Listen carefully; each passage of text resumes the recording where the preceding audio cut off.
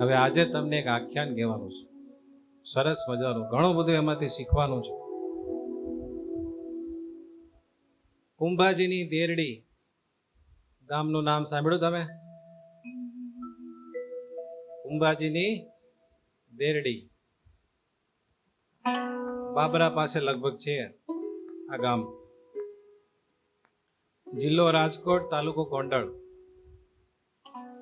એ કુંભાજીની દેરડી ગામમાં કમરબાઈ નામના એક સત્સંગી થઈ ગયા.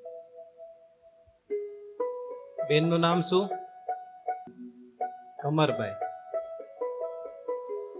અને એમના પતિનું નામ હતું મેરામ માંજરિયા. કાઠી દરબાર હતા. મેરામ માંજરિયા અને કમરબાઈ સદગ્રસ્ત હતા, કાઠી કોમના. એમને સ્વામિનારાયણ ભગવાન અત્યારે સાક્ષાત ગઢપુરમાં દાદા ખાચરના દરબારમાં વિરાજમાન છે અને એમના પવિત્ર સંતો આ પૃથ્વી પર વિચરીને એમની ઓળખાણ જીવોને કરાવે છે. એવી જ્યારે એમને વાતો સાંભળી ત્યારે ભગવાન સ્વામિનારાયણના દર્શન કરવાની એમને ઈચ્છા થઈ. ત્યારે ગઢડામાં સંવંત 1864ની સાલમાં શ્રીહરિએ ફૂલદોલનો ઉત્સવ કર્યો. ત્યારે કમરબાઈ અને તેમના પત્ની મેરામ માંજરિયા ગઢડા શ્રીજી મહારાજના દર્શન કરવા માટે પહેલી વાર ગયા. કમરબાઈ છે ને બહુ ભાવના વાળા હતા. એમને થયું ફૂલદોલનો ઉત્સવ છે અને કહેવાય છે કે ભગવાન સ્વામિનારાયણ રંગે બહુ સરસ રમે છે, તો ભગવાન રંગે રમશે તો ભગવાન માટે કઈક વસ્ત્ર લઈને જાય કેવું સારું. હવે એને સ્વામિનારાયણ ભગવાન તો જોયા નથી, પણ ભગવાનમાં બહુ પ્રેમ હતો ભગવાનની વાતો સાંભળીને. એટલે એને મનોમન ભગવાનની મૂર્તિની કલ્પના કરી કે ભગવાનની એટલી હાઈટ હશે, ભગવાન એટલા જાડા હશે. એમ એને મનોમન ધ્યાન કરીને ભગવાનની મૂર્તિનું માપ લીધું અને પછી એમણે ભગવાન માટે શ્વેત પોશાક તૈયાર કર્યો, પોતાના હાથે બનાવી. સફેદ રંગના સાદા વાઘા, સાદા કાપડના આવે ને એવા ભગવાન માટે વસ્ત્ર ધારણ કર્યા, વસ્ત્ર બનાવ્યા. અને પછી ભગવાન માટે સરસ એક થેલીમાં પેક કરીને ગઢપુર લાવ્યા. ન્યા આવ્યા ને તો ફૂલદોલના મહોત્સવ માટે ગઢપુરમાં દેશ દેશથી કેટલાય ભક્તો આવેલા. સુરતથી, અમદાવાદથી, બધા મોટા મોટા શહેરોમાંથી, ગામડાઓમાંથી, વડોદરાથી. એ બધા ભક્તો શ્રીજી મહારાજ માટે ભારે ભારે વસ્ત્ર લાવેલા, સોનેરી, ચાંદીના તાર વાળા, જરિયાની વસ્ત્રો. એટલે કમરબાઈને થયું કે આપણા વસ્ત્રો તો હાવ ખાદીના છે, એની આગળ તો આ બધા કેટલા કિંમતી કિંમતી છે. એટલે આવા કઈ ભગવાનને દેવાય આપણે? અમુકનું ભગવાનનું અપમાન કર્યું કહેવાય. તેને બિચારાએ ન ખોયલાય, એમને રહેવા દીધા.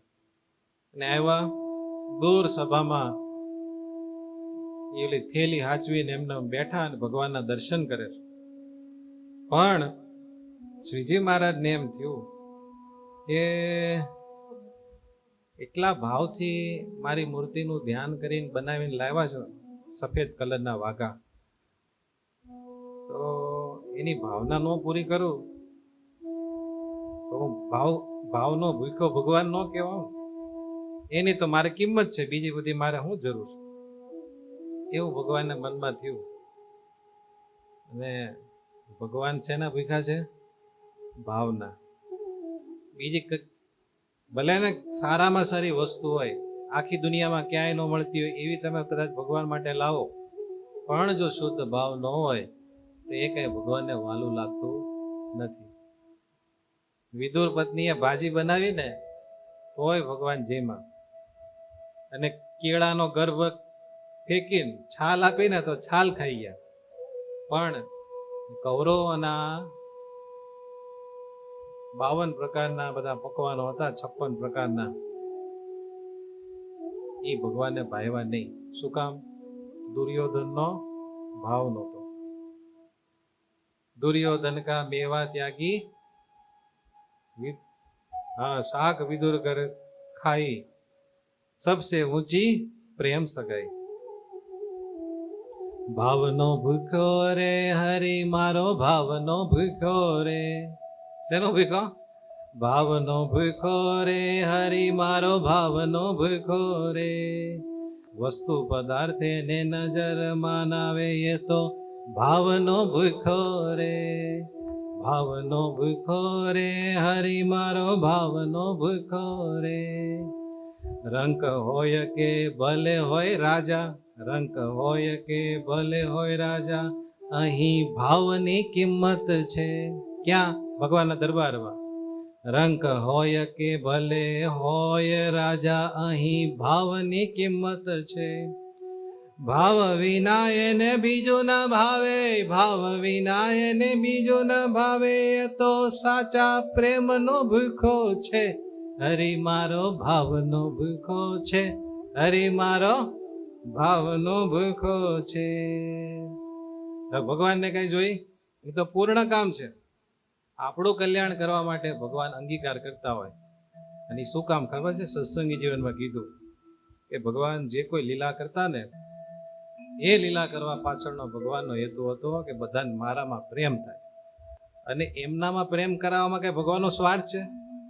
આપણને ભગવાનમાં પ્રેમ થાય તો એનું ચિંતન થાય, એનું સ્મરણ થાય, અને એનું સ્મરણ ચિંતન થાય તો આપણું કલ્યાણ થાય. એમાંય એનો કોઈ સ્વાર્થ નથી. બોલો.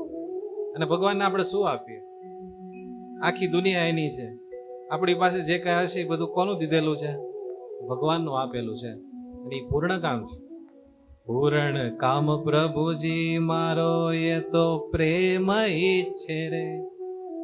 પૂર્ણ કામ પ્રભુજી મારો એ તો પ્રેમ ઈચ્છે રે.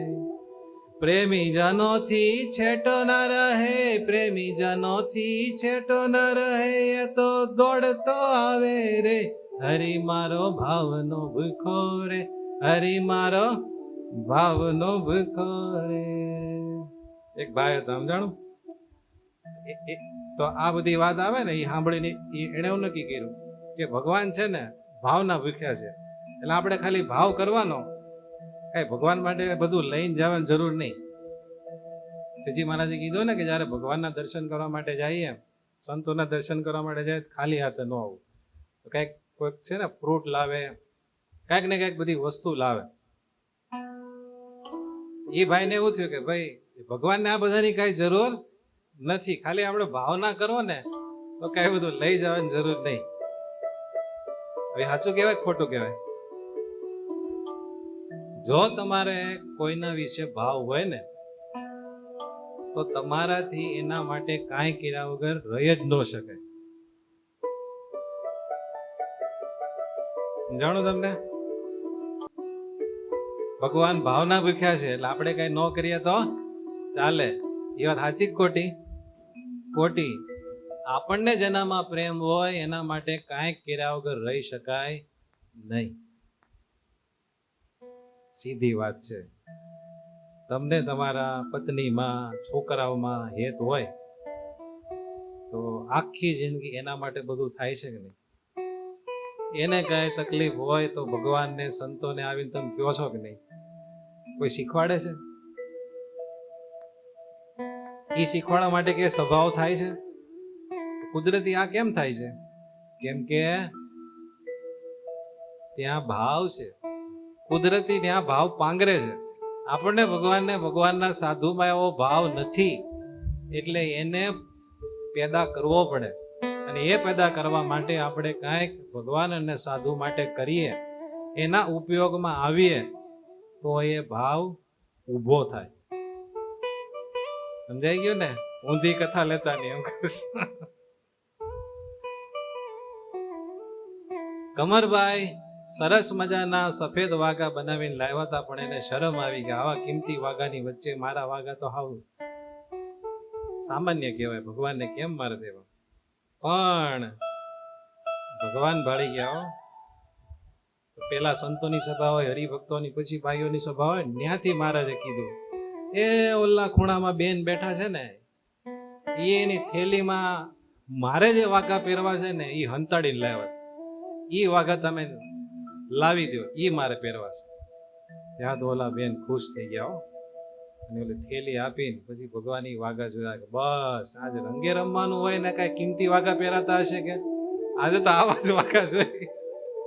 એમ કરીને મહારાજે જરિયાની વાઘાની બધું સાઈડ પર મૂકીને એ કમરબાઈ બનાવેલા શ્વેત વાઘા ધારણ કર્યા અને પછી ખૂબ રંગે રમ્યા. રંગની છોળો ઉડાડી, ચારે બાજુ શ્રી હરિએ રંગની ખૂબ જડી વરસાવી. એટલો બધો નંદ સંતો, બધા પાર્ષદો, કાઠી દરબારો અને શ્રીજી મહારાજ રંગે રમતા હતા. અને બધાને પ્રેમનું કેન્દ્ર કોણ હતું? મહારાજ. એટલે બધાના હાથમાં રંગ આવે એટલે ક્યાં નાખે? મહારાજ ઉપર. એટલે મહારાજને અકળાવ્યા. એટલે મહારાજ લીંબતર ઉપર ચડી ગયા. મહારાજ કે આ લોકો મને હક નહીં લેવા દે. પછી મહારાજ કે અમે હાયરા સંતો, તમે જીતા, હવે મને નીચે ઉતરવા દો. પછી બધા સંતોએ રંગે રમવાનું બંધ કર્યું, રંગોત્સવનો વિરામ કર્યો. પછી મહારાજ કે આ તો જોમાન જોમા હું લીમડા ઉપર ચડી ગયો, હવે કોક ટેકો આપો. મહારાજ કે ટેકો આપો. બરોબર એ વખતે આ કમરબાઈના ધણી મેરા માંજરિયા, શરીરે અઠ્ઠા કટ્ટા હતા, બોડી બિલ્ડર જેવા. એને મહારાજ કીધું, ઓ બરાબર, તમે કોઈને ઓલો ભગત છે ને, ઓલા નવા ભગત ને અહીંયા બોલાવો. એમ કહીને શ્રીજી મહારાજે એને લીમડા નીચે બોલાવ્યા. મહારાજ કે જો મારો વજન ઉપાડશો ને? કે હા પ્રભુ, કાંઈ વાંધો નહીં. પછી મહારાજ ધીમે કરીને એ ભગતના ખભા ઉપર પગ દીધા. પછી ભગતને કીધું તમારા હાથ લાવો. એમ પછી આમ હાથ લઈને, હાથ પકડીને ભગતના ખંધોલે બેસી ગયા. હો, ઘોડો પલાંગીને એ ભગતના ખભે બેસી ગયા. ઓલા ભગતને પ્રેમ તો હતો જ, અને આ રીતે ભગવાનની સેવા મળીને ખુશ થઈ ગયા. ધીમે કરીને નીચે નમીને ભગવાનને પૃથ્વી ઉપર ઉતાર્યા. મહારાજ રાજી થયા. બે રંગવાળા હાથ હતા ને, એ મેરા માંજરિયાના માથા ઉપર હાથ મૂક્યા અને કીધું કે તમે સત્સંગી થાવ એવા છો? હા પ્રભુ, સત્સંગી થવું છે. ભગતને કૃતકૃત્ય કરી દીધા. મહારાજ કે આ રંગ તમારા માથે નાખ્યો ને, એ મારા વર્તમાન ગણી લેજો, આજથી તમે અમારા સત્સંગી. પછી ભગવાન સ્વામિનારાયણે પોતાના પ્રત્યક્ષ દર્શન દ્વારા, પ્રસાદી દ્વારા, વાતો દ્વારા, સંતોના સમાગમ દ્વારા અને એ બધી સત્સંગના માહોલ દ્વારા એ બે દંપતીને ખૂબ સુખ આપ્યું અને બરોબર સત્સંગ પાકો કરાવી દીધો. આવ્યા હતા શ્રીજી મહારાજના દર્શન કરવા માટે. હજી સત્સંગી નહોતા થયા, પણ એ બધી ભાવના તો ભગવાન જાણતા જ હોય. સરસ સત્સંગ લાગી ગયો. શ્રીજી મહારાજે કીધું સંતોનો સમાગમ રાખજો અને અવારનવાર દર્શને આવતા રહેજો. શ્રીજી મહારાજને ભલામણ કરવી પડતી, અમારે ન કરવી પડે? ક્યારેક કેવું પડે કે ભાઈ હમણાં ઘણા દિવસોથી દેખાતા નથી, હવે આવો તો સારું. નકર ભગવાનને એમ થશે કે મારો ભગત ક્યાં ખોવાઈ ગયો માયામાં. થાય કે નહીં? પણ તમે તો એવું નહીં કરાવતા હોય, નહીં? કેવું પડે? ન કેવું પડે. પછી તો એ દંપતી વારે વારે ગઢપુર આવે, શ્રીજી મહારાજના દર્શન કરે, સત્સંગનો લાભ લે. અને કમરબાઈ, લાડુબા, જીવબા, મોટીબા, રાજબા એ બધા બહેનોની સાથે મળીને ખૂબ બધા સત્સંગના સંસ્કારો શીખે. શ્રીજી મહારાજનો પ્રતાપ, નિયમ, ધર્મ એ બધાનું જ્ઞાન મેળવે.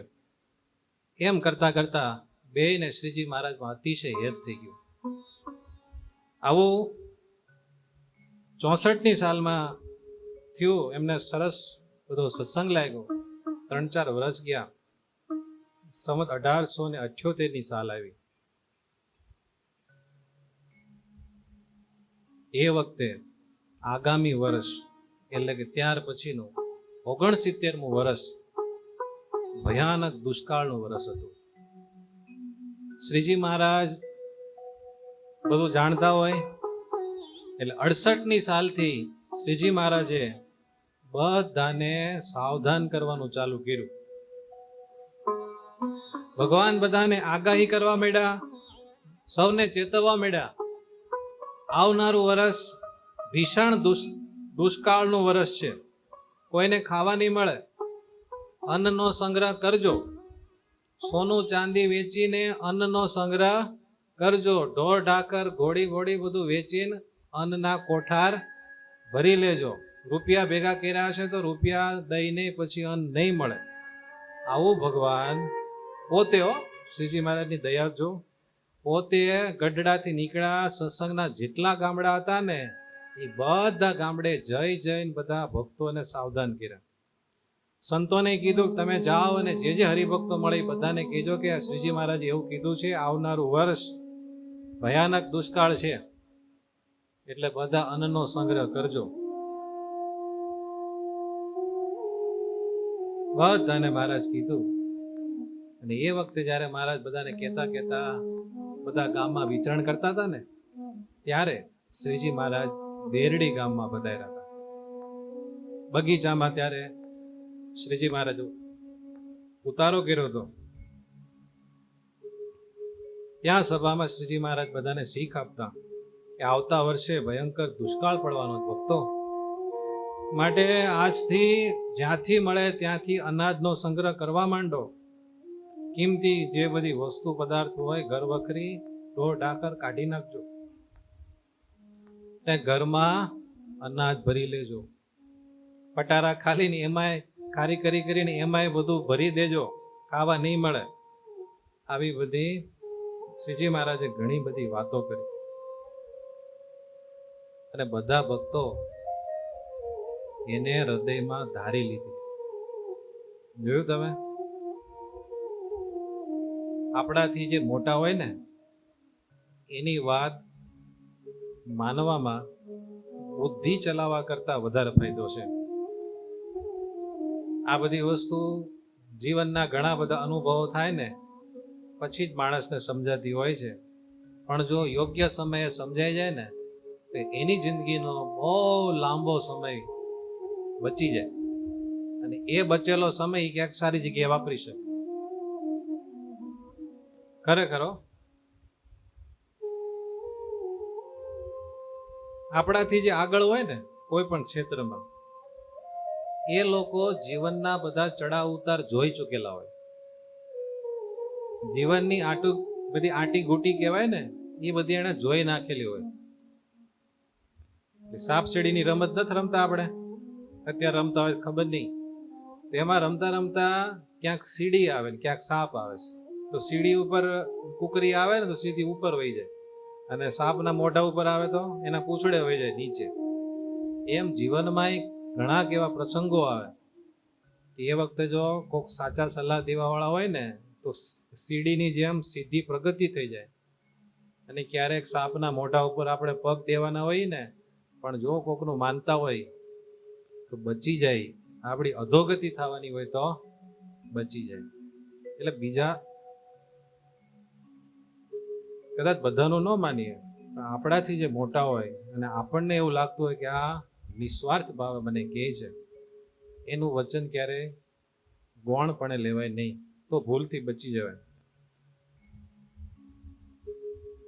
આપણાથી જે વડીલ હોય ને એનું જ્યારે આપણે વચન માનીએ ત્યારે આપણામાં નમ્રતા, આદર અને અનુશાસન જેવા ગુણો પ્રગટે.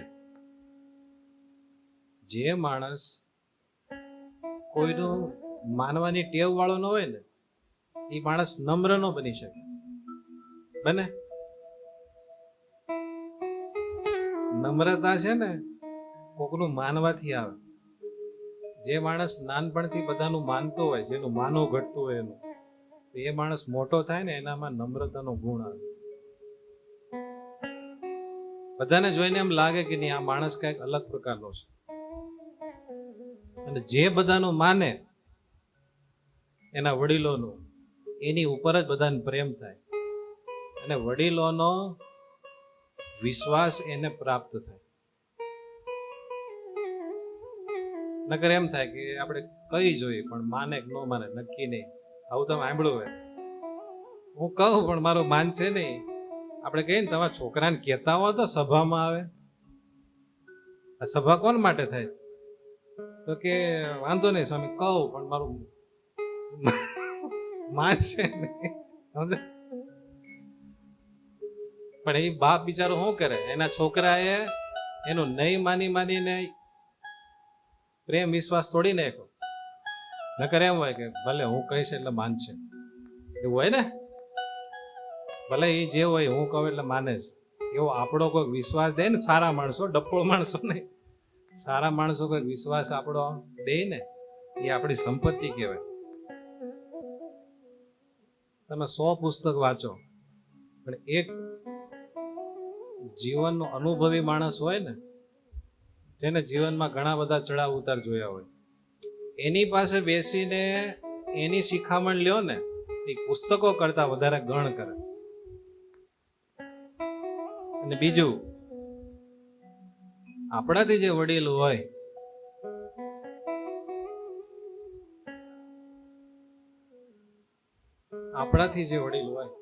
એ કાંઈક આપણને કહે ને, આપણાથી જે વડીલ હોય એ જ્યારે કાંઈક આપણને કહે ને, ત્યારે એ આપણે માની લઈએ ને, તો કદાચ એમાં કાંઈક લોચો પડે, ભૂલ પડે, તો એ આપણને એટલો બધો પસ્તાવો ન થાય. કાંઈ વાંધો નહીં, બાપુજીએ કીધું હતું ને આપણે કર્યું ને, ભલે જે થયું હોય. આપણે કોઈનું માયના જ ન હોય, કોઈનું સાંભળ્યું જ ન હોય ને આપણે આપણી રીતે કર્યું હોય ને પછી કંઈક લોચો લાગે ને, તો આપણું અંતર આપણને કોરી ખાય. અને સૌથી છેલ્લો અને અગત્યનો મુદ્દો, જ્યારે આપણે આપણા ગુરુજનો, આપણા વડીલો, હિતેચ્છુઓનું જ્યારે માનીએ ને, ત્યારે આપણી આધ્યાત્મિકતાનો વિકાસ થાય છે. શેનો વિકાસ થાય? ન સમજે એવી વાત છે. આપણે બધા ભગવાનના દાસ છીએ કે નહીં? અને ભગવાન આપણા સ્વામી. એમાં કઈ શંકાને સ્થાન છે? આપણે આજીવન ભગવાનના દાસ છીએ. અને જેટલું આપણને એમ રહે ને કે હું ભગવાનનો દાસ છું, હું ભગવાનનો ગુલામ છું, હું ભગવાનનો સેવક છું, એવું જેટલું રહે એટલું આપણને ભગવાનનો મહાત્મય, ભગવાનમાં પ્રેમ વિશેષ વધે. સમજાણું? અને દાસનું, સેવકનું સૌથી પહેલું લક્ષણ શું? કે સ્વામીનું કહ્યું કરે. હવે જે માણસને કોઈનું કહ્યું કરવાની ટેવ ન હોય, એ ભગવાનનું કહ્યું કરે? શું લાગે તમને? કરે? એટલે આપણી ભારતીય સંસ્કૃતિમાં નાનપણથી બાળકને માતૃદેવો ભવ, પિતૃદેવો ભવ એ બધું શીખવાડવામાં આવતું હતું કે ભાઈ મા બાપ કેમ તમે કરો. નાનો ભાઈ હોય તો એને મોટા ભાઈને બાપની જેમ માનવો. સમજાણું? ભાભી હોય તો એને માની જેમ માનવી. શું કામ? એ બધાની હામું ન બોલાય, એનો આદર રાખવો, ભાર રાખવો. એમ આપણી જે ભારતીય સંસ્કૃતિનું આખું બંધારણ હતું એ રીતે ઘડાયેલું હતું, મસ્ત. એટલે સેજે સેજે આધ્યાત્મિક માર્ગમાં જ્યારે જીવનો પ્રવેશ થાય ત્યારે સેજે સેજે એને ભગવાનમાં લાગી જવાતું. ભગવાનના વચન માનવા એને કઠણ નહોતા પડતા, કેમ કે મા બાપનું માનવાની ટેવ હોય જ, વડીલોનું માનવાની ટેવ હોય જ. ખ્યાલ આવ્યો તમને? તો જેણે જેણે ભગવાનની વાત માની એ બધાએ અંતરમાં નક્કી કરી લીધું કે ભગવાને કીધું છે એટલે દુષ્કાળ પડશે એટલે આપણે સાવધાની રાખવાની છે. બધા સત્સંગીઓ શ્રીજી મહારાજની વાત સાંભળીને પોતપોતાના ઘરે ગયા અને બધી તૈયારી કરવા માંડ્યા. ઘરેણા ભરેણા વેચીને બધું અન્ન લેવા માંડ્યા. આ બાજુ શ્રીજી મહારાજ બેરડી ગામમાં કમરબાઈના ઘરે પધરામણી કરવા ગયા. વ્યવહારે થોડાક દુર્બળ હતા, પણ ભાવના બહુ મોટી, ભક્તિ ભાવના ખૂબ. મહારાજની પધરાવણી કરી, મહારાજને પગે લાગ્યા, ખોળો પાથરીને પંચાંગ પ્રણામ કર્યા. પછી શ્રીજી મહારાજે પૂછ્યું, મેરામ ભગત, તમારા ઘરમાં અનાજ કેટલું છે? મેરામભાઈ કીધું કે મહારાજ, ઓલી કોઠી દેખાય છે ને, તેમાં બાજરો ભર્યો છે અને થોડીક જુવાર છે, આ સિવાય કાંઈ નથી. મહારાજ કે કાંઈ દાગીના ઢોર ઢાકર કાંઈ છે? તો કે ના મહારાજ, ગરીબી ભોળો લઈ ગઈ, કાંઈ નથી. ના મહારાજ, કાંઈ નથી, એવું કીધું મેરામભાઈ. મહારાજ કે તો કાંઈક વેચી શકાય એવું ખરું? શું કહેવાય, ઘર વખરી વેચીને કાંઈ લેવું હોય તો કાંઈ ખરું? કે મહારાજ એવું કાંઈ નથી. મહારાજ કે આવતી સાલ ભયંકર દુષ્કાળ પડશે, ત્યારે શું ખાશો તમે? અનાજ તો ક્યાંય જોવા નહીં મળે. ત્યારે કમરભાઈ કે મહારાજ, તમે છો ને, તમે છો ને, જ્યાં સુધી છે અનાજ ત્યાં સુધી ખાશું, અને પછી ખાવા નહીં મળે તો તમે ધામમાં તેડી જાજો. બોલો કેવા તૈયાર હશે બધા? તમારા અક્ષરધામમાં લઈ જાજો, ત્યાં તો કાંઈ ભૂખ લાગતી નથી. મહારાજ કે તમારી દ્રઢતા સાચી, હું એના ઉપર, તમારી ભાવના ઉપર, દ્રઢતા ઉપર હું બહુ રાજી, પણ હાવ એમ નો હાલે ને. ભલે પણ અનાજ ખૂટી જાય, તમે ચિંતા કરતા નહીં. આવું મહારાજે બે દંપતીને કીધું. અનાજ ખૂટી જાય, ચિંતા કરતા નહીં. ગઢપુર આવીને દાદા ખાચરના દરબારમાં રહેજો અને ત્યાં મારું ભજન કરજો, દર્શન કરજો. આવું કીધું. બોલો, આવા ભગવાન મળે? દાદા ખાચરના દરબારમાં તમે વહી આવજો, અન્ન પાણીનું બધું થઈ રહેશે, રોટલાની ચિંતા કરતા નહીં. સાંભળ્યું ને, મારું વચન ભૂલશો નહીં ને? કે ના મહારાજ. 3 વખત પાકું કરાયું. તમારું અનાજ ખૂટી જાય શું કરશો? કે મારા દાદા ખાચરના દરબારમાં આવીને રહેશો. વળી પાછા કે આવશો ને? કે હા. હું કામ કહેતા હશે, આગળ ખબર પડશે. આમ કહીને પછી શ્રીજી મહારાજે વિદાય લીધી અને ગઢપુર તરફ આવ્યા. અને પછી સંવત 1869 ભયંકર દુષ્કાળ આવ્યો. અતિશય ભયંકર દુષ્કાળ સૌરાષ્ટ્ર ઉપર ત્રાટકો. પેલા બધા ઘાસ સુકાઈ ગયું, ઢોર ઢાકર મરવા લાગ્યા. પેલા ગરીબો, પછી ગરીબ ખેડૂતો, એ બધા મરવા માંડ્યા. અને રાકાના ટોળા ગામે ગામ ત્યારે ફરતા. એક ઓલું પુસ્તક છે ગુજરાતી સાહિત્યનું, એમાં બધું આખું વર્ણન છે. કંઈકના ગામ ગરાસ લીલામ થઈ ગયા, અન્ન મળે નહીં, માણસો દુખી થઈ ગયા. એમાં મેરામ ભગત કાઠી દરબાર, એટલે એમનું એવું વ્રત હતું કે મારા ઘરે કોઈ માંગણ આવે તો એને હાવ ખાલી હાથે ન જવા દેવું. એટલે કોઈ એના ઘરે કાંઈ માગવા માટે આવે એટલે થોડું ઘણું કાંઈક દીધા વગર એને મોકલે નહીં. એટલે કમરભાઈ કે આપણને મહારાજે અન્નનો સંગ્રહ કરવાનું કીધું, તમે દઈ દેશો તો આપણે ખાશું શું? તો કે એ મારું વ્રત છે, બધું થઈ પડશે, તું ચિંતા કરમાં. આવું કીધું. એમ કરતા કરતા આખી કોઠી તળિયા ઝાટક કરી નાખી. એટલે મહારાજનું વચન પેલું લોપાઈ ગયું. મહારાજે શું કીધું તું, જાળવીને વાપરજો ને પછી ખૂટી જાય તો ગઢપુર આવજો. ત્યારે કમરભાઈ કે હવે છોકરા ખાય એટલું 4 દિવસનું રહ્યું છે, શું કરશું હવે? ભગત કે હું તું નહીં ખાઈ, છોકરાને ખવડાવી, એક ટાણું ખવડાવશું. એ મેં કેટલું ખાલે? 4-5 દી થયા તો એ બધું ખૂટવાયું. પછી કમરભાઈ કે મહારાજે આપણને શું કીધું તું ભગત? મહારાજે આપણને ઘૂંટાઈને આજ્ઞા કરી છે, કે દાણા ખૂટે તો ગરડે આવજો, દુઃખી થાશો નહીં. તો આપણે શું કામ દુઃખી થઈ? હાલો ને, વયા જાય ગરડે. પણ ભગત 9 મહિના તે 9 મહિના આ બધા ભગત 9 મહિના તો 9 મહિના. ક્યારેક ઘરના સાચી વાત કરતા હોય તો માનવી પડે ને. પણ આ માની જાય તો પછી આપણો વટ વયો જાય. કોકે સરસ કીધું છે, ખોટા વટના ચક્કરમાં ખુદને જ હારતા જોયા છે. મેં જિંદગીની આગળ સગા સંબંધોને તૂટતા જોયા છે. મેં જીદની આગળ સગા સંબંધોને તૂટતા જોયા છે. જે નમી જાય છે એ પ્રેમ જીતી જાય છે સાહેબ. બાકી વટ રાખનારાઓને મેં એકલા અટુલા પડી જતા જોયા છે. ભગત નો મહિના એમ કરતા બધું અનાજ સાફ થઈ ગયું, એક પણ કણ રહ્યો નહીં મોઢામાં નખાયો. એટલે કમરભાઈ કે આપણે છોકરાને મારી નાખવાના છે. તમે એક કામ કરો, મારા મોસાળ મૂકતા હો.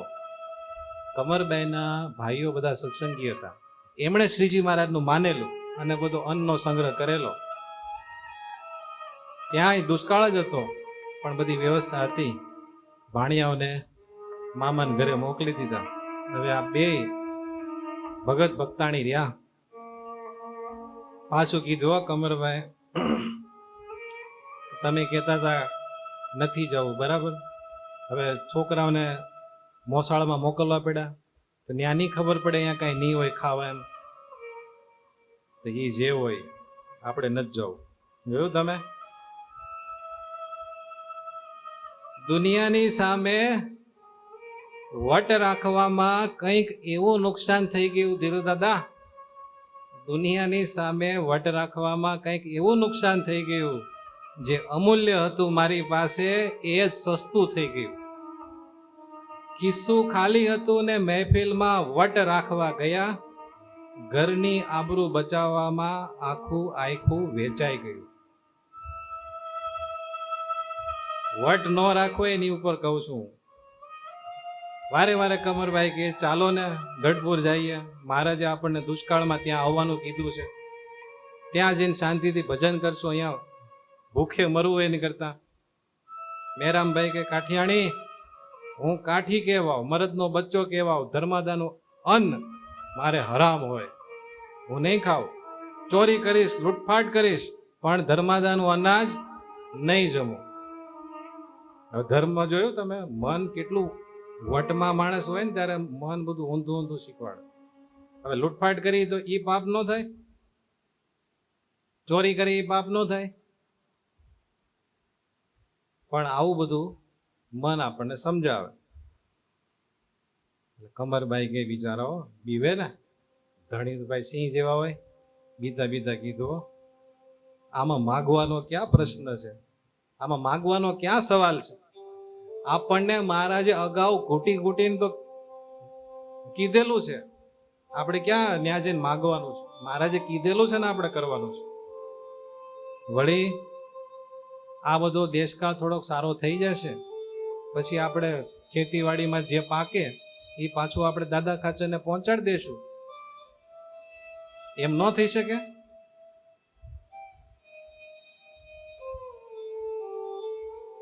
દેવદ્રવ્ય ન ખાવું, પણ દેશકાળ હોય ખાવું પડ્યું હોય તો પછી જ્યારે દેશકાળ સારા થાય ત્યારે આપણે ચૂકવી દે તો એમાં કઈ પાપ ન લાગે. આવી બધી વાત કરે, પણ ગઢડે જવાની વાત કરે એટલે ભગત મોટું બગાડે. છેવટે કીધું, હવે તમે મારું માનશો? મેરામ ભગત કે એક વાતે હું ગઢડા જવાનું નથી. જોયું તમે, ભગત બધા પણ ફરક હોય ને. સાંભળ વિશે બોલવા હજી છે. વટ રાખ્યો કાયમ એવો કે કોઈની સામું નમવું નથી. સત્ય સામે આવ્યું ત્યારે ખબર પડી કે હવે ક્યાંય ભમવું નથી. માટીનું આ પૂતળું માટીમાં જ મળી જવાનું છે. ખોટા ગર્વના આ વંટોળમાં છેલ્લે રાખ સિવાય કંઈ બચવાનું રહ્યું નથી. શીખવા જેવું છે. જ્યારે સમય પોતાનો અસલી વટ બતાવે છે, માણસ તો વટ બતાવે પછી ક્યારેક સમય બતાવે ને, જ્યારે સમય પોતાનો અસલી વટ બતાવે છે ત્યારે માણસનો બધોય વટ પળ ભરવા ઓગળી જાય છે. નમ્રતા રાખશો તો દુનિયા દિલમાં જગ્યા આપશે, બાકી વટ રાખનારાના તો અહીં સામ્રાજ્ય પણ રોળાઈ જાય છે. મેરામ ભગત 9 મહિના અંતર્યામી ભગવાન જાણતા હતા કે નબળા વર્ષે દાણા કૂટશે. ભગત હાથ લાંબો નહીં કરે. અહમ પ્રધાન પ્રકૃતિ છે થોડીક, અમારા ભગત થઈ ગયા છે પણ હાથ લાંબો નહીં કરી શકે, અમે કહી છીએ તોય. એટલે જ ગઢપુર આવવાની આજ્ઞા કરી હતી, પણ ભગતથી મનાણું નહીં. એક દિવસ ગયો ખાલી પેટ, બીજો દિવસ, ત્રીજો દિવસ, 4 દિવસ વયા ગયા. પતિ પત્ની સ્વામિનારાયણ સ્વામિનારાયણ એમ એક ધારું ભજન કરે છે, પણ ભૂખ તો એનું કામ કરે ને ભાઈ. 4 દિવસ થઈ ગયા. ચોથા દિવસની રાત્રિ આવી, ભૂખ બહુ લાગી છે. કમરબાઈ જયારે ભૂખથી ઓલા ટળ વળે ને ત્યારે કે, ભગત મહારાજે કીધું છે, હજી તમે માની જાઓ તો સારું, આપણે ગઢડે વયા જઈએ, ન્યા રહીને ભજન કરશું. ઓલા તરત મોઢું બગાડે એટલે પાછા બિચારા કહેતા બંધ થઈ જાય. રાત્રિ પડી ગઈ, ભૂખા પેટે ઊંઘ ન આવે. આ બાજુ કમરભાઈ તો બહુ સારા ભગત હતા, ભગવાનને સંભાળીને સ્વામિનારાયણ સ્વામિનારાયણ એક રૂમમાં બેઠા બેઠા ભજન કરતા હતા. અચાનક ઓરડામાં શ્વેત પ્રકાશ પથરાયો અને શ્રીજી મહારાજે દર્શન દીધા. કમરભાઈએ શ્રીજી મહારાજને પ્રણામ કર્યા. કમરભાઈ કે, મહારાજ ઠીક થયું, આપ અમને જલ્દી તેડવા આવ્યા. ભાઈને એમ થયું કે હવે અક્ષરધામમાં તેડી જાય, ભૂખ્યા તો આમને મરી જવાનું. મહારાજ કે, કમરભાઈ તમારી ઈચ્છા હોય તો ધામમાં લઈ જઈએ, અમને વાંધો નથી, પણ તમારા પતિ મેરામને અમે નહીં લઈ જઈએ, કારણ કે એમણે તો હજી વાણિયાને ત્યાં બળદના કેટલાક અવતાર લેવાના છે, ત્યાર પછી એને હું અક્ષરધામમાં લાવીશ, ત્યાં સુધી નહીં. એમ કહીને ભગવાન અદ્રશ્ય થઈ ગયા. અને બાઈને બિચારીને કઈ સમજાણું જ નહીં કે આ શું થયું. એમ પણ થયું તો એવું, ચોથા દિવસની રાત્રિએ આ બાજુ કમરબાઈ ધ્યાન કરવા બેઠા, ભગવાનનું સ્મરણ કરવા બેઠા, અને મેરામ માંજરિયાને એટલી બધી ભૂખ લાગી, એટલી બધી ભૂખ લાગી. અને એવું કહેવાય છે ભૂખ છે ને બીજું કાંઈ જોવે નહીં. એટલી બધી ભૂખ લાગી, ભૂખ સહન ન થઈ તો ચૂપચાપ એની પત્નીને ખબર ન પડે એમ એના ઘરમાંથી નીકળ્યા. બાજુમાં વાણિયાનું ઘર હતું, એનું કમાડ ખેડવીને અંદર ગયા અને એની કોઠીમાંથી એક મુઠ્ઠી જાર લઈને મોઢામાં નાખી. પછી એવું તો થયું કે સ્વામિનારાયણનો સત્સંગી શું ચોરી કરીને મારે ન ખવાય, પણ એટલી બધી ભૂખ લાગી હતી ને, એ જાર કાચે કાચી ખાઈ ગયા. અને ઘરે આવીને પાણી પીને થોડીક ટાઢક વળી અને હાશ કરીને હોઈ ગયા. પણ બહાર ગયા ને પાછા આવ્યા ત્યારે ડેલી ખખડીને એમાં કમરબાઈની ઊંઘ જરાક ઉડી ગઈ. એટલે તરત જ એના પતિ પાસે આવ્યા. તો એ જાગતા હતા, બહારથી આવ્યા હતા. બોલો ને, કે મને શ્રીજી મહારાજના દર્શન થયા, શ્વેત તેજમાં મહારાજની મૂર્તિ દેખાણી, અને મેં કીધું મહારાજ ધામમાં લઈ જાઓ. તો એણે મને એવું કીધું, તમને લઈ જાશું, તમારા ધણીને નહીં લઈ જઈએ. આવી બધી વાત કરી. હો પણ ભગત કાંઈ બોલ્યા નહીં કે હું જાર ખાય એવો છું કે એવું કઈ. રાત વીતી ગઈ. બીજો દિવસ થયો. 5મા દિવસની રાત્રિએ શ્રીજી મહારાજને એમ થયું કે ભગત એનો વટ મૂકશે નહીં, હવે હું જાઉં, નગર આમને ભૂખા ભૂખા ભગત ભક્તાણી મરી જાય. 5મા દિવસની રાત્રિએ માણકીએ ચડીને ગઢડેથી શ્રીજી મહારાજ દેરડી ગામ પધાર્યા. માથે જટુરિયા વાળ છે, દાઢી મૂછ વધાર્યા છે, અને જટાળા મસ્તકે પીળી કચ્છી ટોપી ધારણ કરી છે. દુષ્કાળમાં મહારાજે દાઢી મૂછ વધાર્યા હતા. અને પહેલી નજરે તો ભગવાન કોઈને નો આમ ખબર પડે ને કે આ સ્વામિનારાયણ ભગવાન છે, એવો આખો વેશ કરેલો હતો. અને શ્રીજી મહારાજ ભગતના બારણે આવ્યા, ટકોરા માર્યા. હો બારણું ખુલ્લું, હો મહારાજ, સાક્ષાત મહારાજ આવ્યા. કમરભાઈ ખુશ થઈ ગયા. કાટલો ડાળી દીધો, ખોળો પાથરીને પગે લાગ્યા. શ્રીજી મહારાજે ભગતને કીધું, મેરામ ભગત, અમારા ભગત થયા, પણ ભગતની રહેણી કેમ પામ્યા નહીં? આવું સીધો ઊંચા અવાજ ભગવાન કેવા બેઠા, અમારા ભગત થયા પણ ભગતપણું કેમ ન આવ્યું? તમે વાણિયાની મુઠ્ઠી જુવાર ચોરીને ખાધી છે, તે દાણે દાણે વાણિયાને ઘેર બળદ થઈને તમારે અવતરવું પડશે. ગણો મુઠ્ઠીમાં કેટલા દાણા આવે. આવું ભગવાને ખખડાવીને કહી દીધું હો ભગતને. એટલે કમરબાઈને સ્ટ્રાઇક થઈ કે મને જે વાત ભગવાને દર્શન દઈને કીધું, જે વાત કરી હતી ને યા જઈ ગયો ને કે આને ધામમાં નહીં લઈ જાવ એમ. બાઈ તો બાઈ છે ને, એના પતિ ઉપર પ્રેમ હતો જ, તરત જ બાઈ વચમાં આવી ગયા. હે મહારાજ, તમે સમજશો, મારા ધણીની ભૂલ માફ કરો, એમનો અપરાધ ક્ષમા કરાવો. ત્યારે મેરામ ભગતને જરાક છે ને બુદ્ધિ ઠેકાણે આવે. વટનું જે વાવાઝોડું હતું ને એ હેઠું બેઠું. પછી કીધું, પ્રભુ મારી રહેણીમાં ફેર પડી ગયો. તમારો સત્સંગી થયો ત્યારે દારૂ માટી ચોરી અવેરી આ બધું મેં બંધ કરવાનું નક્કી કરેલું હતું અને મારાથી ચોરી થઈ ગઈ. પ્રભુ આ પ્રગટ મેળા અને મારાથી એટલી ભૂલ થઈ ગઈ. આપની આજ્ઞા ન પડાય, ગઢડે આવવાનું તમે કહેલું હતું તે વચન પણ મારા ઘરના કહેતા હતા તોય માયનો નહીં. મારો અપરાધ ક્ષમા કરો. શ્રી હરિ કે દાણે દાણે અવતાર લેવો ન હોય તો સવારે 1 રૂપિયો એ વાણિયાને આપી આવજો અને માફી માંગજો. માફી માંગવાનું કઠણ ને, એમ કેમ કેવું મેં ચોરી કરી તમારે ત્યાં, એ ઝારની 1 મુઠ્ઠીની અને કાઠીક નાતી. એટલે પોતાને એમ હોય ગામમાં એમ રહ્યા હોય, પણ મહારાજ હતા ને સામે, ત્યાં કોઈનું હાલે? ભલે મહારાજ એમ કહીને માત શ્રી હરિના ચરણોમાં મૂકી દીધું. અને પછી કમરભાઈએ મહારાજની આંખમાં આંખ મિલાવીને કીધું કે પ્રભુ ભગતને 1 રૂપિયો દેવાનું કીધું ઓલા વાણિયાને, ઘરમાં એક દોકડો નથી, દેશે હું? પછી મહારાજે મંદ મંદ હાસ્ય કરતા થોડીક કરુણા વરસાવી અને માણકી ઘોડીની મુડકીમાં એક કોથળી લટકાવેલી હતી, એ કોથળી લીધી, એમાં 50 રૂપિયા હતા. લ્યો આ 50 રૂપિયા. એમ મહારાજે 50 રૂપિયા આપ્યા. બોલો,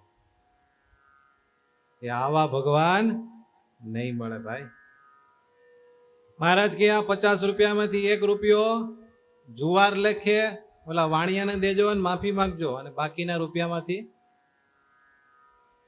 અન્ન લઈ લેજો, કોઠિયું ભરી દેજો અને એ કોઠીને ઉપરથી છાંદી દેજો. દુષ્કાળ પૂરો થાય ને ત્યાં સુધી સાણેથી કાઢી કાઢીને ખાજો અને વેચીને જે વસ્તુ જોતી હોય બધી લેજો.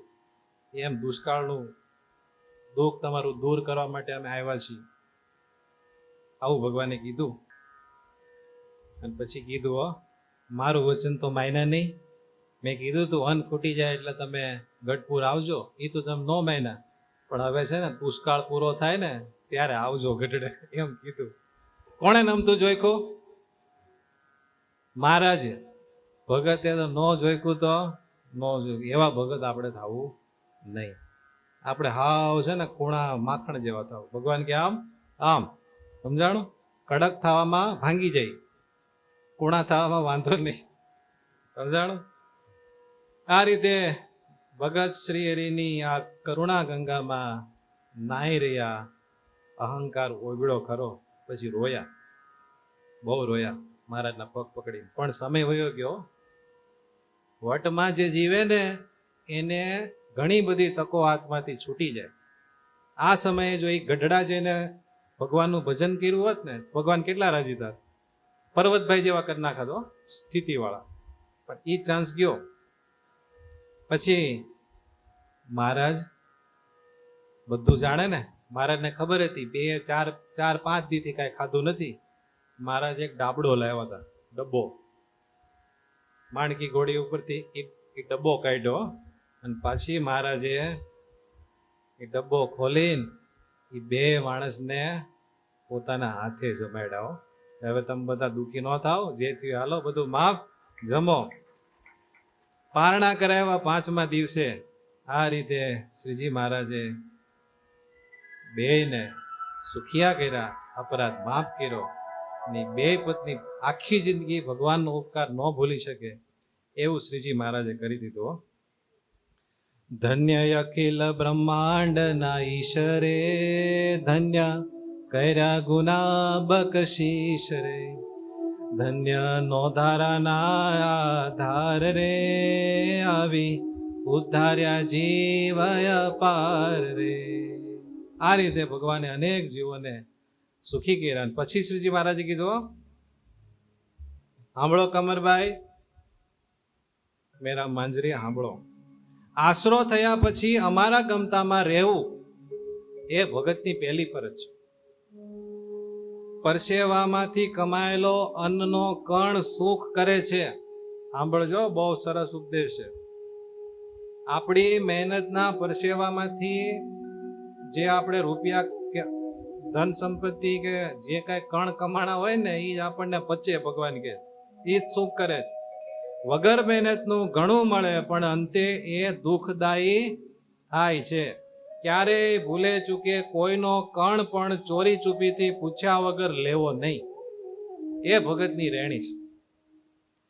અમારો આશ્રિત કોઈ દુઃખી ન થાય તેને અર્થે અમે શિક્ષાપત્રી આપી છે. એનો જેટલો લોભ થશે એટલું દુઃખ ભોગવવું પડશે. સાચી વાત છે કે નહીં? સંસાર અસાર છે, વિષય તરફ મન અને ઇન્દ્રિયો દોડે છે. એ અનીતિ કરીને પણ ઉદર પોષે. ચોરી કરે છે, કોઈનું ઝૂંટવી લે છે, અરે જાનથી મારે છે. આ બધા કુકર્મનું ફળ નાનું સોનું નથી. એ ભોગવા વગર છૂટકો થતો નથી. હવે જે વાક્ય બોલે છે ને, બધા ધ્યાનથી સાંભળજો. ભલે અમારું ભજન કરો પણ કર્મના ફળ ભોગવવા જ પડે છે. એટલે જ અમે કરેલી આજ્ઞા અનુસાર કર્મ કરવું એમાં જ સુખ રહેલું છે. મન ધારું કરવામાં સુખ જેવું લાગે પણ એમાં નૈરું દુઃખ રહેલું છે. માટે અમારી આજ્ઞા બહાર પગ મૂકવો નહીં. આવા શ્રીના બધા અમૃત વચનો સાંભળીને એ બંને નેત્રથી ભગવાનની મૂર્તિના દર્શન કરતા હતા અને ભગવાનની વાણીથી કાનમાં એ બધા શબ્દોને સ્ટોર કરતા હતા. અને પછી એવું નક્કી કર્યું કે હવે ભગવાનની કોઈ નાની મોટી આજ્ઞા લોપવી નથી. પછી સવાર પડ્યું, મહારાજ ત્યાંથી નીકળી ગયા અને સવારે વાણિયાના ઘરે જઈને મેરા માંજરિયાએ 1 રૂપિયો આપ્યો. એને નીચે બેસીને પ્રણામ કર્યા અને કીધું, મને માફ કરજો. ઓલો બી ગયો, આ શું કરે છે? બીક લાગે ને બાપુની. તમે રાજી રહેજો, મારા ભગવાન મેં તમારે ત્યાં ચોરી કરી એટલે નારાજ થયા છે. મેં તમારા ઘરમાં જે જુવારની કોઠી છે એમાંથી 1 મુઠ્ઠી દાણા ચોરીને ખાધા હતા. એનો આ 1 રૂપિયો તમે મને માફ કરી દેજો. ઓલા કે ના ના ના, મારા મનમાંય નથી ને 1 મુઠ્ઠી જુવારમાં શું થઈ જવાનું મારે?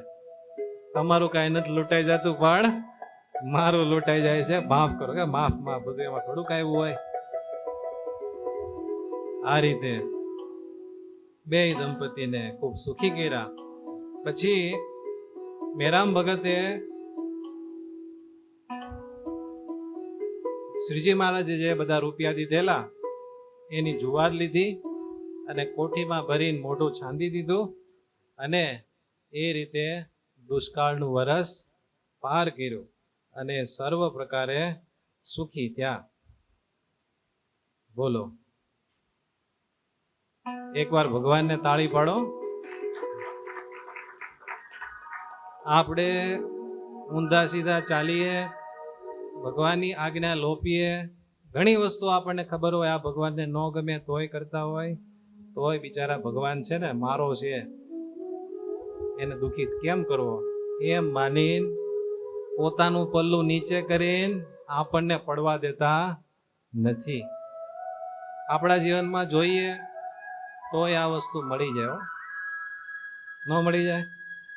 આપણે જ્યારે વટમાં હોઈએ, થોડાક આમ કેફમાં હોઈએ, અહંકારમાં હોઈએ, કે પછી કોઈક દોષ આપણને માથે ચડી ગયો હોય, કોઈક વાસના હોય, તો ભગવાનને ગમે ન ગમે એ બધું ભૂલી જઈએ છીએ અને ભગવાનની આજ્ઞા સાઈડ ઉપર મૂકીને મન ફાવે એમ બધું નથી કરવા મળતા. ભગવાન દંડ દેવા મળે આપણું શું થાય? અઘરું થઈ જાય ભાઈ. પછી ભગવાન કે કાંઈ નહીં, પછી ભગવાન યાદ ન કરાવે, પછી યાદ કરે એવું ઓલો ડબ્બો ખોલીને જમાડ્યા બોલો એમ ભગવાન ભૂલી જાય. પણ આપણે ન ભૂલાય હો કે મારા આ બધી ભૂલ કરું છું, માફ કરજો. જે આપણા જીવનમાં નાની મોટી કાંઈ ભૂલ થતી હોય એની ભગવાનને ગળતા હૃદયે માફી માગતા રહેવું અને ભગવાનને કહેવું ભગવાન તમારા ગમતામાં રાખજો. શ્રીજી મહારાજે શું કીધું? અણહકનું લેવું નહીં. બરાબર છે ને? જેની સાથે ધંધો કરતા હોઈએ, જેની સાથે પાર્ટનરશિપમાં હોઈએ, જે બોલી થઈ હોય, જે લખાણ થયું હોય એમાં મનથી પણ આગુ પાછું કરાય નહીં. પૈસો એવી વસ્તુ છે કે નીતિ નિયમ પ્રામાણિકતા છે ને માણસને ભૂલવાડી દે, પણ એ બધું ભોગવવું પડે છે. ભોગવવું પડે. એવા ઘણા બધા કેસ છે, વાત કરીએ ને તો કોઈને ખબર પડી જાય કે આ બધી મારી ઉપર વાત કરી. પણ ધંધામાં કે જ્યાં પણ કોઈની સાથે પાર્ટનરશિપમાં કે એવું કામકાજ આપણે કરવાનું થતું હોય તો જે પ્રમાણે નક્કી થયું હોય ને એ પ્રમાણે એ વ્યક્તિને ભલે ન ખબર પડે એવું હોય તોય આપણે આપી દેવું. એના ભાગનું અણહકનું આપણા પાસે આવે એ ગાંઠનું ગોપીચંદન લઈને જાય. એ વાતમાં જરાય ખોટું નથી. હા, સાચી વાત છે. તમે સમાજમાં નજર કરીને જુઓ ને એ બધે તમને દેખાય. જાણો? અને એ ભોગવવું પડે છે. આપણે અહીંયા રવિ સભા થાય બરાબર, તો આપણે પ્રસાદ લઈએ એની ના નથી, પણ પ્રસાદના કોઈક યજમાન હોય ને, કોઈ પણ યજમાન થતા હોય એને દિલમાં શું ભાવના હોય કે ભાઈ મારું પાપ ધોવાય અને મને પુણ્ય મળે. તો આપણે જેના તરફથી પ્રસાદ જમીએ ને એનું પુણ્ય વધે અને પાપ ધોવાય. વાત સાચી ખોટી? તો પાપ ક્યાં ધોવાય? હે બોલો. પાપ પાપ ક્યાંથી ધોવાય? અહીંયાથી જ. અને પુણ્ય ક્યાંથી ભેગું થાય? અહીંયાથી જ. એટલે જ ડાયા માણસો હોય એ જેટલા સભ્યના ઘરના હોય એ પ્રમાણે પાવતી ફળાવે. આ પૈસા માટેની વાત નથી થતી, આ જે હકીકત છે એ વાત છે. જો તમે એ ધ્યાન રાખો અને પછી સત્સંગ કરો તો એ સત્સંગ તમારામાં ઉતરે, નકર સત્સંગ ઉતરે નહીં. તમે જોજો, જે માણસો જ્યાં હોય ને ખાવા પૂગી જતા હોય ને એ માણસને કોઈ દી તમે બે પાંદડે થતા જોવો જ નહીં. ખ્યાલ આવે છે? એટલે તો પેલા કોકના ઘરે આપણે મહેમાન ગતિ કરવા જતા ને તો પછી આપણને સારી રીતે જમાડ્યા હોય, રાખ્યા હોય ને તો પછી જ્યારે નીકળતી વખતે મહેમાન એના છોકરાના હાથમાં પૈસા આપતા. જેવું જમાડ્યા હોય એ પ્રમાણે. ખીચડી ખવડાવી હોય 10 રૂપિયા આપે અને સારામાં સારું જમાડ્યું હોય 100, 200, 500 એ પ્રમાણે આપે. શું કામ? એનું ઋણ આપણા માથે ન રહે. આ વાત બહુ સમજવા જેવી છે. સમજાઈ ગયું ને? કોક આપણને કહે ને લો ને આ 5 લાખ રૂપિયા વાપરો ને, એમ લઈ લેવાય નહીં. એમ કાંઈ ફાયદો થતો નથી. આજ નહીં કાલ તમારા માંથી જ એને ચૂકવવું પડે છે, આમ નહીં તો આમ. ખ્યાલ આવ્યો ને? એટલે શ્રીજી મહારાજે કેવું કીધું કે તીર્થયાત્રાએ જઈએ, ભગવાન સંતના દર્શને જઈએ ત્યારે ગાંઠનું ખર્ચીને ખાવું છે ને. શું કામ કીધું? કે તમે જ્યાં પુણ્ય કરવા માટે જાઓ છો તો તમારું પુણ્ય અકબંધ રહેવું જોઈએ. હા, તમારી પાસે એટલી સગવડ ન હોય તો કંઈ પાવતી પડાવવાની જરૂર નથી, પણ આપણા દિલમાં નોંધ હોવી જોઈએ કે આપણે એટલા ઋણમાં છીએ તો હાલો એટલી સેવા કરી લઈએ. સમજાઈ ગયું તમને? તમે એટલી સેવા કરી લો, એ રીતે કરી લો, એ બધું સરભર થાય.